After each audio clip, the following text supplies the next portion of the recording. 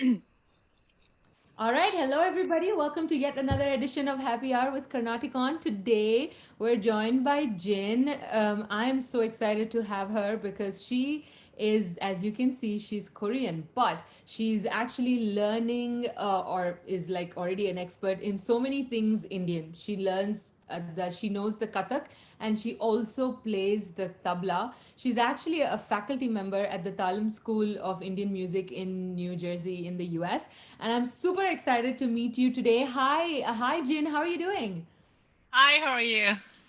I'm good, thank you. We're so happy that you've joined us this evening. I would love to hear a little bit more about you. Obviously, I have a whole lot of questions, but I would love to hear a little bit more about you and your background first before we jump into the questions. Well, you spoke almost everything about me already. So, as you can see, I'm not Indian. I'm a woman from Korea. But I must say, I matured in India. So, I lived in India for over 15 years. And then I've been trained on tabla and dance both. And then I moved to the US. As a faculty member of Dalim School of Indian Music, and I've been working at the school for last 10 years, around 10 years, yes. Oh wow, that what drew you to Indian music? Like how did this whole start? What made you decide to move to India and live there for 15 years? I mean, like, uh, long story short, I wanted to understand what is art form, what is being an Asian, what is our art form? Because when I was in Korea, a lot of people used to go to West to learn and different art form. And I was coming from theater background actually in Korea, and Mhm. many of my friends and colleagues used to go to West to study about performing arts. And I realized that whatever is going on in the world was um, like a lot of European came to East in the early age, and then not early age, early the earlier time, and they learned a lot of Asian thing and reinterpreted and represented it in the West, and then they brought back to Asia, and then all Asians are going crazy about it, and they were amazed. So I think I was thinking, why we always have to go to the West? Where are we? So it was like that, and so I thought, okay, let me understand who we are, and then at the same time, I want to understand who I am. So I Mhm. think that's kind of uh, first motivation that made me kind of go out there and search. And I thought, why not India? I didn't know anything about India actually at the time. So yeah, Yeah, I so hope I give you a correct. Yeah. what was your exposure to Indian media or Indian classical stuff at that point of time? Which, I mean, there's a lot of stuff in Asia to learn. I know India is super rich culturally and there's so much to learn here. But what was like that first exposure which made you decide that, okay, I'm gonna go to India and like learn this? Yeah, honestly, I have no exposure of Indian performing arts back then. What I Wow. knew about India was two things: Mahatma Gandhi and Rabindranath Tagore. This is the two things I heard when I was in school. We studied about it, about them. So I heard about them, and I just thought, who am I? Who are we? What is honestly? I was what is being Korean? What is being Asian? And then I thought, well, Buddhist. Buddhism? Okay, where is it from? India? Okay, I think I should go to India. It was a very vague idea that it just came in my mind, just to understand what we are, like what are we like as an Asian and as a performing art scene. Why always we have to be kind of trying to follow the West. That was my biggest question, and then yeah, so that's why how I decided to just explore Yeah, yeah. without really knowing clearly. So it was a shock. I was shocked when when I landed in Bombay. I was really surprised. I was very sorry, no offense, but I was expecting greens and or like cows and everything, and then I saw this heavy traffic jam in Bombay. I was shocked, and then. I'm from Seoul, so Seoul has a huge traffic jam and like very congested city. So I thought, oh, finally, I'm moving away from this city life and going to some greenery and laid back place. And then Bombay was really opposite of what I expected. So first time when I went there. So that was a interesting moment for me. I'm sure it was. It must be. I've never been to Bombay myself, but I hear it's like super chaotic and there's a lot. I mean, that's pretty much, I think all big metropolitan cities in India are at that stage right now. Like I am from Bangalore, so the traffic here is insane too. So I can totally imagine, like, because I've lived overseas most of my life too. So when I come Hmm. back to India, I'm in shock, and you are like totally different. So I can imagine it must have been so different for you, and like scary at times. What drew you to Kathak? Like there are many different art forms. There's the Bharatanatyam. There's so many different things. Like what drew you to Kathak and tabla in general in Bombay?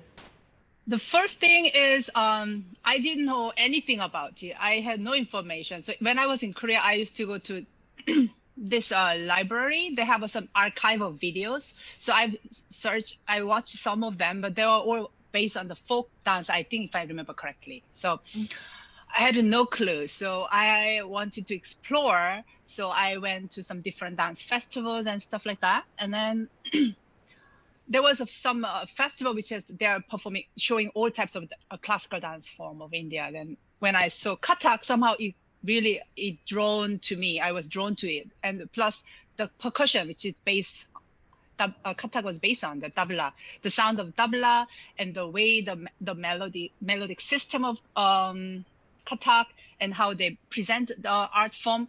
I was really attracted somehow more towards Kathak. So that's what I thought. Okay, oh, I want to try that dance form. So just like that, and then that thing was really, I never really thought very deep about it. It just went with my instinct and what I felt like I wanted to try out that time. So, but out of all dance forms, somehow Kathak was kind of appealed to me the most, and I was really attracted right away. So then I was searching. It took some time for me to initiate my training, but yeah, that's how I started. And then I wanted to try tabla as well back then, but then everybody said, "Oh, tabla is only for men, and then you have to start when you are like 5 years old."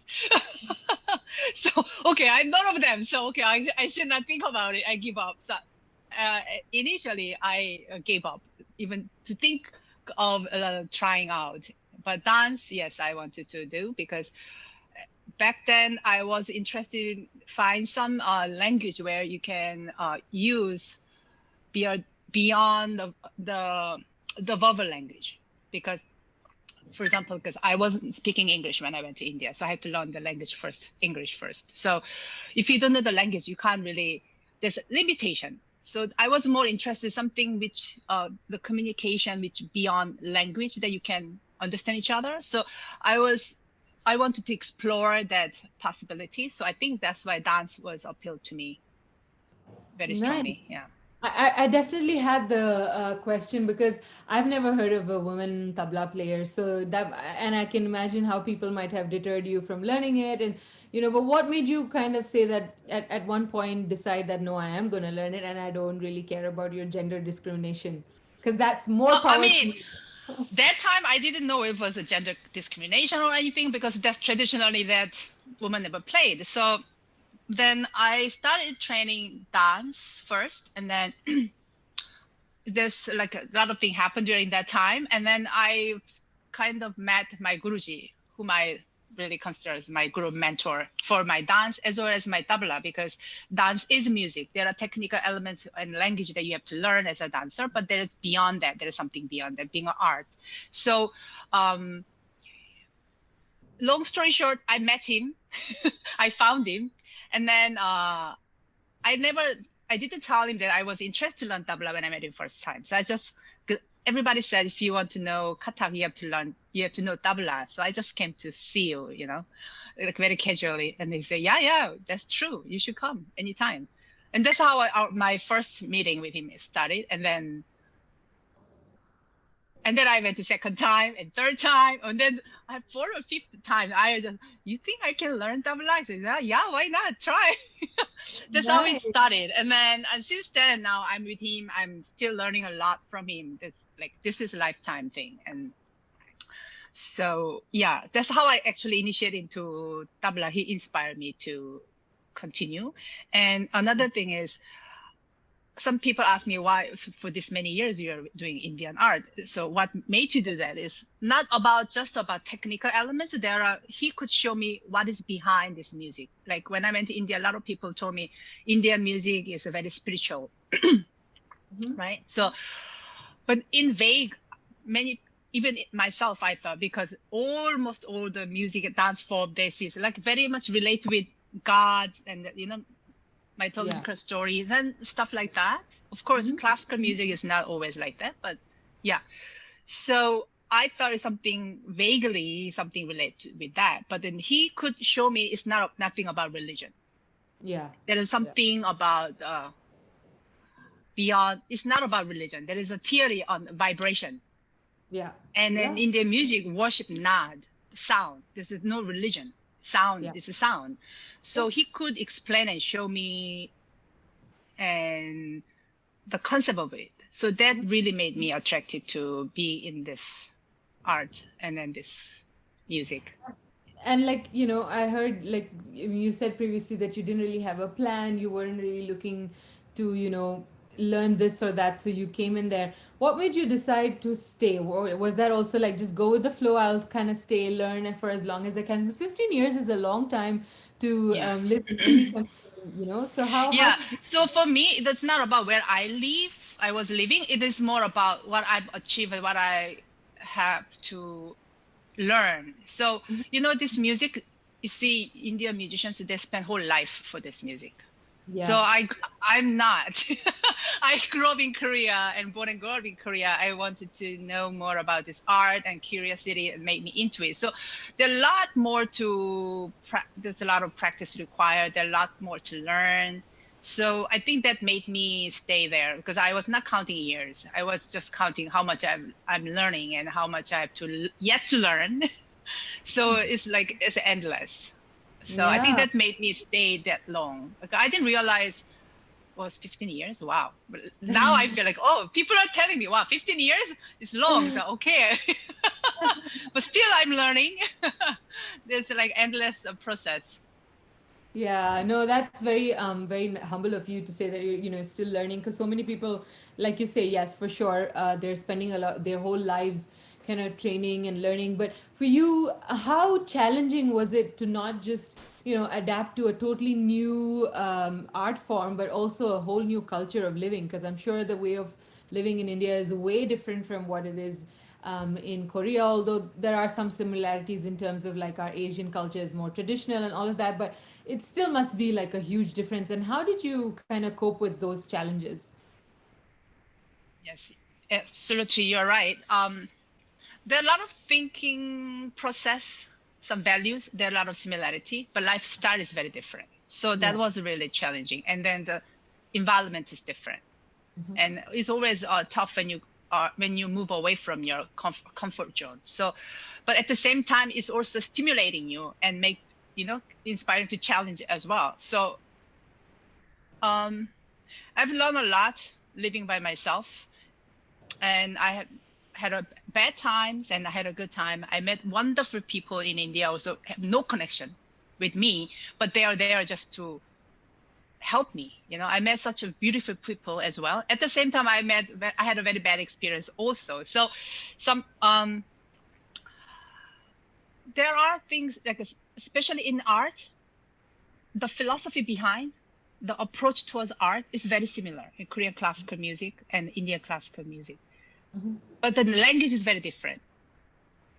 So it's very interesting for me. So that's one of the things that I'm trying to explore more, collaborating, incorporating this Korean culture and Indian culture in art form in different ways.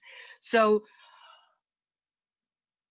it's like they're looking for the same thing, but the language is different. So I felt it's creating very interesting shape to the art. It can create interesting shape to the art form. So there are some corporate projects I'm planning to do, and I've tried in the past also, but I'm having some another project coming up in collaborating with a Korean artist with Indian dance and music.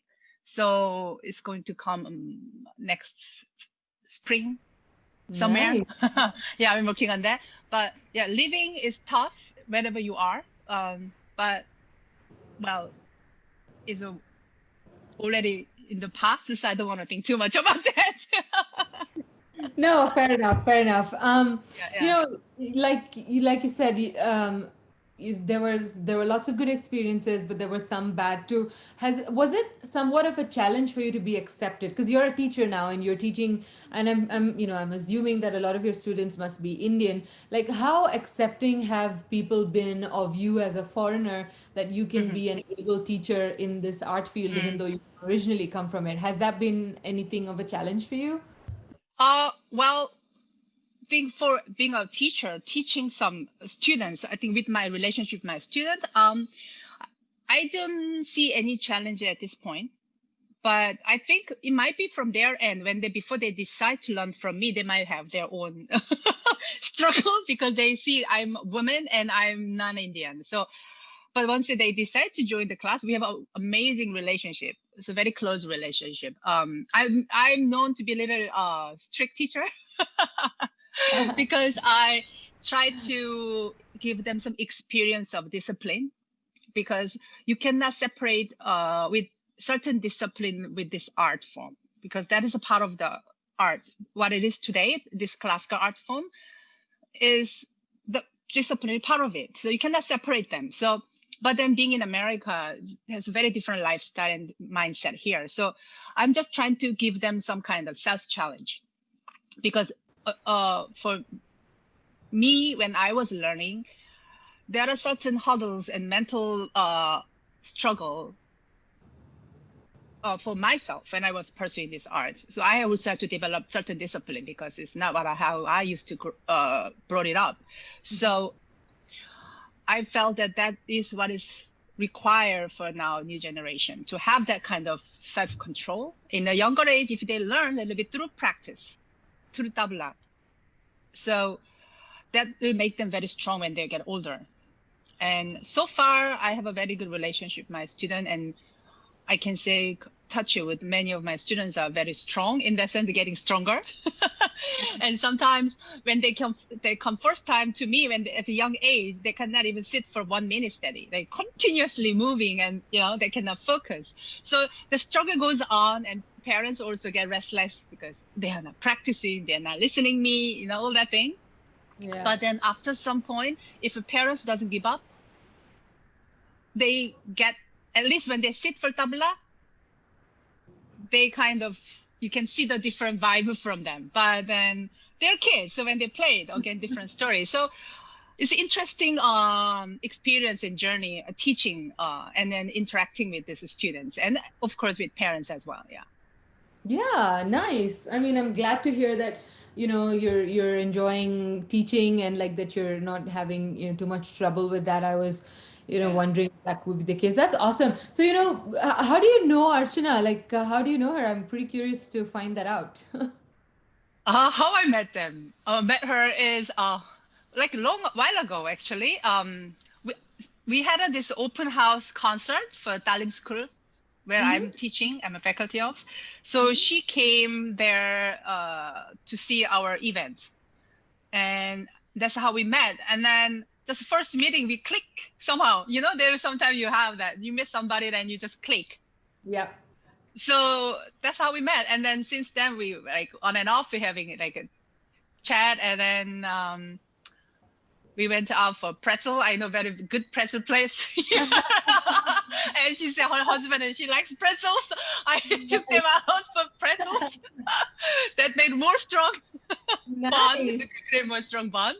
Right. Anyway, so that's how we met. And then she has a very good, genuine interest to support Indian art and how to make this her expert. She's expert in the digital and then this technology, and she wanted to somehow combine together. So I thought she's very genuine in her dream, Yeah. and so I think that also made me more drawn to her.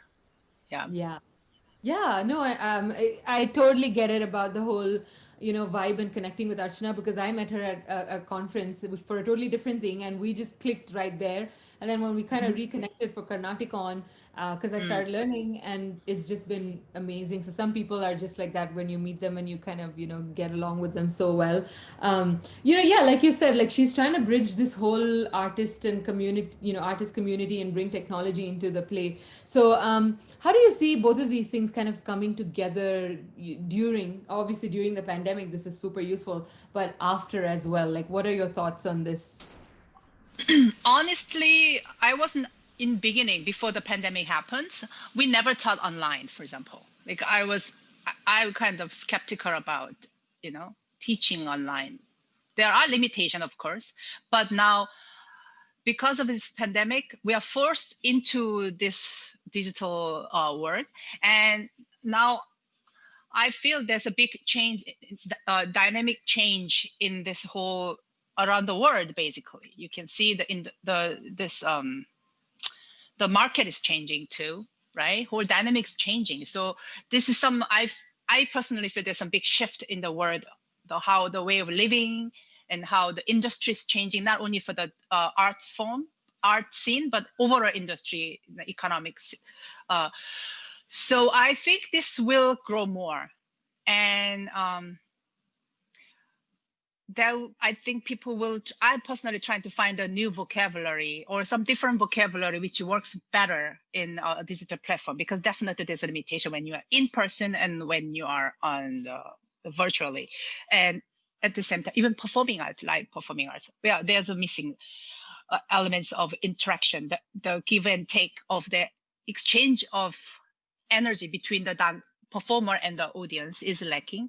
But this is reality, and I think they will have some special another platform, and the virtual platform will grow its own way, and then I think it will grow more and more, and people are now less skeptical about the virtual because they saw the possibilities.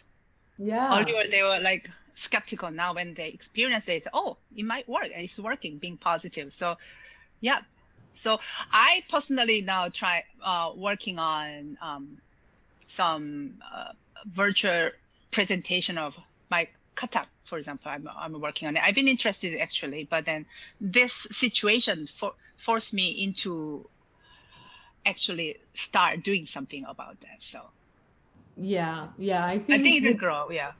Yeah, I agree. I agree. I think you made a lot of valid points in there, because I think right now, especially given that we don't know when these things will get back to normal, it makes sense to adapt it and see. I mean, like you said, there are always going to be limitations, but we'll have to find a balance, because right now, Yeah.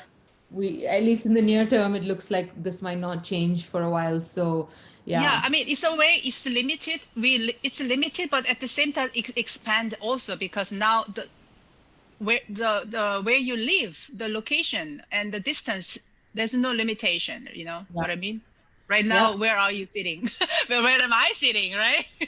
So, Exactly. I mean, Exactly. it's the distance is not barrier anymore in certain ways. So it open up in certain ways Yeah. some new Absolutely. possibilities. So it's expanded, but then at the same time, there's a lot of drawback. I think when something change from one to the other, there's always this struggle. Yeah. I Yeah. think that we are facing overall as whole world, we are facing that very badly right now. Absolutely. No, I mean, I think any change brings a certain amount of adjustment period, and I think, Mhm. everybody will get used to it. So a lot of the instructors I kind of spoke to before you have also kind of adapted to the new normal. A lot of them were already teaching online before, and for me personally as well, right? So my teacher sits out of Chennai, and I'm usually in the Bay Area in San Francisco. So like for me to have access to someone of her caliber and stature, sitting all the way across the world is phenomenal. So it's actually really Yeah, nice that gap it is is. bridged. It is. Yeah. Yeah, Yeah. yeah, Now, yeah, it's like accessibility is really open up. absolutely, absolutely. So I think that was the whole kind of idea behind CarnaticON, and making this more accessible, just not just to, people like us, but like basically everybody in the US who has a need to, or anywhere in the world right now, actually, I guess, to, learn and be in touch with their roots and be in touch with the classical side of things. So that's pretty exciting. I'm excited to, meet all these wonderful people through this journey as well. Like as you've seen, Archana is the founder. There's a lot of women on the team. We're definitely a very women forward Yeah, organization. I'm actually, I heard that and I was so excited. And then I really immediately, when I heard the all female member in the team, is like, wow, I'm very attracted to it and very excited. I'm very happy to hear about that. Yeah. Yeah, we're definitely a very unique bunch. I think very diverse group of people, all mostly women. So it's actually pretty exciting. But like, what have you been some of like your learnings? Because you're a woman in the arts, and like, we started off with saying how tabla was like traditionally not allowed for women, or like women weren't practicing it. I wouldn't say not allowed, like women weren't practicing tabla. So like, what have been some of your learnings as a woman in the arts scene? Um, Now see, now there are many female tabla players out there. Now they are coming up and they're very good. And for me, I established my career as a dancer first. So I have a lot of history on dance performance, but my tabla experience as a performer is not as much because I was more into dance performing scene. But so far, I didn't felt I didn't feel much big difference between being a woman in a way. So for dance scene, it's like majority is a female. Yeah. So there's already always like um what do you call it? When you're a male dancer, you have more chance in some way because very few, I guess, and more competitive, I can say. I don't know, am I right? Or so I think female dancer, being a female dancer, is more competitive because a lot of them are majority are more female, and as a female tabla player, uh, there's not much competition among the women, but then is a big ocean of musicians around the in India and here for majority is a male. But I cannot say my experience as a female artist is something different from male at this point. Yeah, That's because nice. music is music, it's not about gender. I think my understanding so far from my experience is India is the place where they don't differentiate about this gender. I think if you're good, they wants you in general, I think. And also one thing that I like about India is like, for example, like even Bollywood pop singing or pop culture in the India pop culture is a Bollywood or singing. So, nowadays these pretty looking girl groups are famous around the world, popular, but India, it doesn't work because whatever how much pretty you are, how good looking you are, if you are not good at what you do, you're not still that accepted. That's what my understanding, my experience. But I saw, so I really like about that idea that still they value more of your talent than your look appearance. So I think being in performing scene, you have to just good at what you do. Yeah, it Nice. doesn't matter whether male or female. I'm actually really happy to hear that, Jin, because I haven't heard that from a lot of people. So that is awesome. I'm really, really See, I excited. mean, I'm talking about based on my experience so Yeah, far. this is And there might great. be different people have different experience, but Yeah. yeah. No, that's And I really. feel it should be like that also.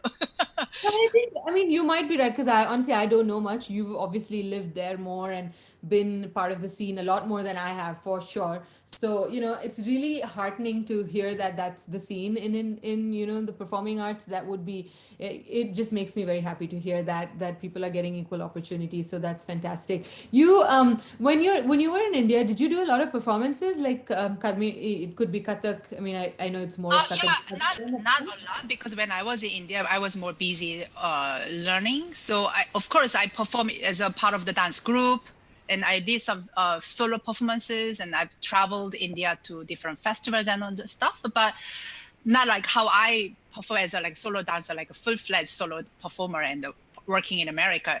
That time, creating my own work or study after I moved to America. In India, I was doing more traditional kathak or part of the dance company, and of course a few of my solo dance performances. But full-fledged career establishment happened in America. Nice, nice. That's awesome. Who's like a favorite musician, your all-time favorite musician? My all-time favorite musician, uh, Pandit Vincent Joshi is one of my favorite. Late Nice. Pandit Vincent Joshi, he's my one of. I always liked his voice, and then suddenly I cannot remember the name. There are a few musicians I always like to listen. Pandit Nikhil Banerjee, Mm-hmm, mm-hmm. sitarist, legendary sitarist. I love to listen him. Mm. Nice. And there are many, but just pop in my head right now. These two musicians. True. Yeah. And Mm. obviously you know the whole world is like enthralled by the Korean pop scene. Do you actually listen to a whole bunch of Korean pop music? See, I left Korea like long time ago. I'm not much exposed to Korean pop music right now. So I don't honestly listen much. Actually, I don't listen much at all. But I'm a little bit aware of who's popular. But yeah, I'm not in that scene. Some of Nice. my students are listening. They're telling me that their favorite is this, favorite is that. So, oh, really? Cool. Yeah, I mean, Yeah. my sister is a big fan, and I know a lot of people at work in California who are like heavily into like the whole Korean pop culture right now. It's exploding in the world, I mean, it's music. very attractive, their music and the how they present as a performer. I see the presentation is beautiful and very attractive. Yeah, but Yeah, I'm not really into that because I was into this music, and ever since I studied Indian music, somehow I move away a little bit of pop culture. yeah, yeah, So I do listen different type of music, but somehow not didn't get into K-pop. yeah, yeah. Yeah. Um, you are juggling a whole bunch of different roles. Like you're a dancer, you're a teacher, you're a tabla player, and you also perform. How are you managing all of these different roles together? Yeah, it's always tough because because I do both. Now there's a limitation. One Mm-hmm. thing is like when I'm practicing dance or we have a show, then my whole focus goes on dance. Then my tabla goes, a little bit on the side. And then when I have a tabla performance, then I will go into this, and then dance goes a little down. So sometimes I honestly feel like I'm not able to do both, giving a justice to the both arts. I feel like I'm a little bit over here, a little bit over there, but I guess it's always a struggle. But I try. But the thing is, when you go into the production, when you start something, creating absolute from zero, your whole mind goes there. So personally, I can't focus in both places. So that's a little limitation I have. And then teaching is um like I enjoy teaching, so it doesn't come on in the way only because of a schedule, sometimes a problem, because then I have to put my practice on the side. But practicing for both art is always a struggle, yeah, because I really feel like I'm not able to do both properly. I have to do this also, I have to do that also. So yeah, that's my personal inner struggle that I'm facing. No, Yeah. it must be challenging, and you put that into like words very well because there's, when you're focusing on one thing, then it's hard to focus on the other. And like I try and do so many things, and I'm not, doing anything properly. So I can imagine how hard it must be to juggle between all of these roles. But you've Now been you doing. understand why I stay 15 years in India. No, absolutely. I mean, so now you've been away for 25 years and you've been learning Indian art forms for 25 years. What is it most that what fascinates you the most about the Indian art scene? Like, what is it that one thing that really like is like, oh my God, this is like really amazing in the Indian art scene? You mean artsy in a sense, the art itself? Yeah, the art itself, or like, in your time that you've seen, yeah, I think art itself first, and then we'll talk about the art scene physically here in India, and then compare that with the US as well. Hmm. Well, what might fascinated me, I think I mentioned earlier, like my Guruji, his name is Pandit Divyang Vakil, and when I met him, gave me some uh, clarity about what is behind this music, the beyond the technical elements. So they see dance, music, whole thing as a music. Dance is a part of music. So the way they look this art, and also for the traditionally Indian musician, the music was part of lifestyle, is a part of life. So the way they approach towards life through music, the philosophy behind, and one constantly trying to evolve and then to be better and to understand yourself through this music. And for me, it's my study case of myself through this instrument. And while I'm practicing, and there were many things like life is a reflection of your life, like a mental struggle, because it didn't come to me very easy. I have to really struggle. So when you're facing these challenges, are you giving up, or how you come through it? And once you go through it, when you are here, like, oh, wow, how will I do this? And then when you go up there, oh, okay, I'm already here. Life doesn't go always like this, right? Up, and then it's like a steps. Sometimes you feel like you're going down, and then suddenly you realize you go up. So at that time, how you not giving up and keep pushing, and then go forward. All these elements and all this struggle within, I think, is make me more stronger within. And I think that made me stay with this art, and what attracted to me this art. And then very clear, a deep thought on these elements in Indian music has been done in the past. So the respect towards forefathers, the ancestors of this all lineage, not only tabla, in overall Indian music, the respect comes within. Whatever India right now is different from what it was. Of course, every country is different. So the value of this art and the way they approach might not be there anymore, or very less. But they've really, really thought on this art form, and they really, really studied, and they practice themselves. So because of that, we still have this existing here. It's not completely gone. So I think that made me really, wow, you can see the word and you can see the music in different angle, and you can have this way of looking, and that open up some different dimension in my mind. It's just a flipping of your way of thinking, how you view on this art. But that my Guruji could show me. And then once I realized that, I really wanted to know more about it, because something I've never heard that before when I was learning different art form when I was in Korea. And no one told me when I was in India, when I started dancing, no one told me about this. It's just changing of your concept, perception. But that made me really drawn to this art. And I still strongly believe that perception, changing your perception, how you're looking at this music as sound, So that, I think, is my That fascinates me the most. yeah, fascinate me the most. Yeah. That's awesome. That is awesome. Wow. I'm so inspired by your story, and I wish I had more of that in me to or find somebody who can teach me and open up my, eyes to a whole new world. That's actually pretty fascinating. Your journey is super inspiring. So talking about performances, what do you like the most about performing live? What is the thing that excites you the most about a live Oh, the performance? energy on stage and the vibe with the interaction with the audience, the energy from the audience, and that's the what most fascinating about it. Yeah, I Do you love interacting with the audience.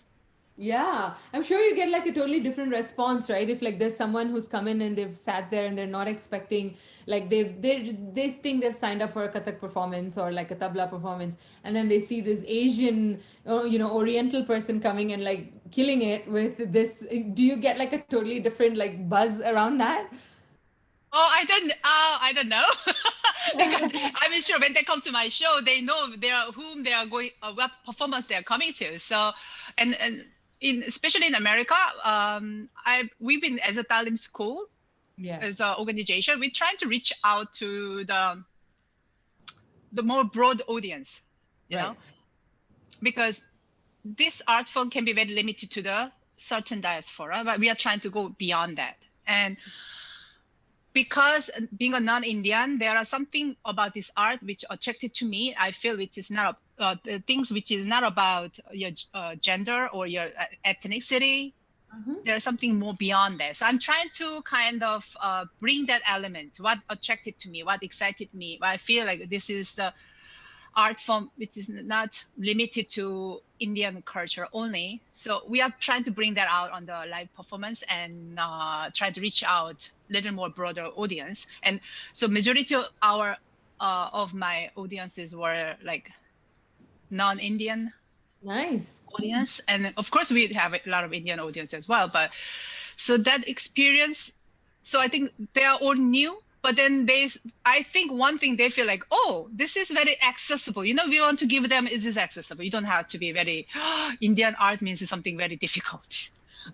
So I'm trying to find some middle ground vocabulary to communicate with people who are not from this background. So Yeah, nice. I think that speaks so much to the whole theme of CarnaticON too. The idea is to make it more accessible and kind of open to anybody who wants to learn. So, mhm. I think we're kind of aligned on the same path there. So then are a lot of students at your school also non-Indian? No, we have a lot of Indian students. Students, we have a lot of Indian. But we do Oh, have non-Indian, like grown-ups, usually. We have non-Indian or professional musicians who want to learn Indian rhythm. They come to learn from us too. But nice. majority students are Indian. So my associate in America heavily based on Indian community. Yeah. No, I mean that makes sense, I guess, to an extent. Having been in India for 15 years, do you speak any Hindi at all? Well, I picked some Hindi and Gujarati because my Guruji is from Gujarat. So I picked up. I've never learned officially, so I just picked up. So my grammar is all like here and there, like how I speak English. English is not my first language, so my English is also here and there. So Or yes, it's not our Gujarati and any Hindi. not either of our first languages, and I think we're doing great with English. No, that's awesome. So you learned a little bit of Hindi and Gujarati, but I think you didn't need to learn the language in India. English is pretty manageable if you know a little bit. Yeah, I learned English in India. Oh yeah, really interesting. Yeah, Yeah, because being in Korea, we don't speak English in Korea. We speak only yeah, Korean. So I right. had to learn first English to move around and then Yeah. learn art first. And then that's how I went. First time in Bombay, I learned English. So my English is Indian English. And then I picked up some Hindi and Gujarati. So when I speak Indian language, my languages mix. So I start sentence in Hindi and ending up with Gujarati, or speaking Gujarati and end up with Hindi. So it's like all Nice. messed up. And my genders are all messed up too, because Me. majority people around me all male, right? So I picked from them. So I speak very like male gender style more than female gender. So well, I Yeah. don't understand much. So And Hindi in itself, everything has a gender, right? So I'm South Indian, and I'm married to a North Indian. So we don't have gender in the South. So oh, like, there's no really? table chairs don't have gender in the South, but they do in the North. So then I don't get that concept, and I still find it so hard to learn Ah, what gender these are. So I get made fun of a lot at my in-laws. So don't worry, okay. we're pretty much on We're on the the same. same page. Yeah, absolutely. That's awesome. I mean, Jin, it's been so nice talking to you, but of course, I can't let you go without hearing you play. I would love it if you could play a little bit of the tabla for us, please. Okay. Yeah. Well. Um. Okay. I'll try something. This is a kaida.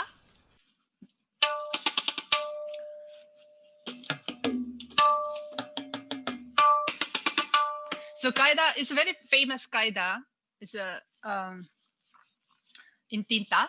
So I just show you a little bit glimpse of that tinta kaida. So the kaida is okay.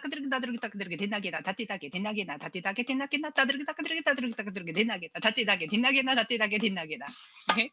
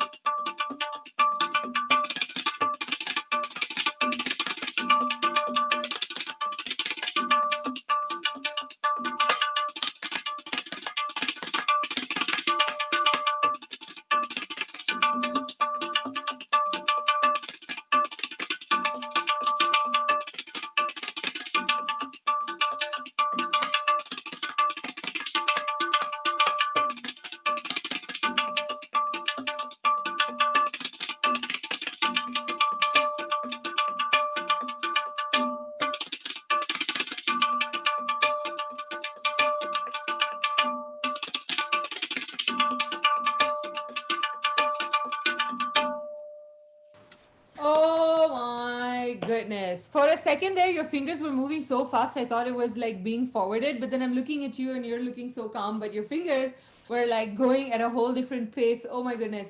I love the tabla. I have been so fascinated by it. Like I wish I had like have been as motivated as you and learned it. That was phenomenal, Jin. Thank you so much for playing that for us and just for being No here with us problem. at this happy hour and being associated with CarnaticON. I think we're super excited to kind of, have your advice and have your backing, with Archana.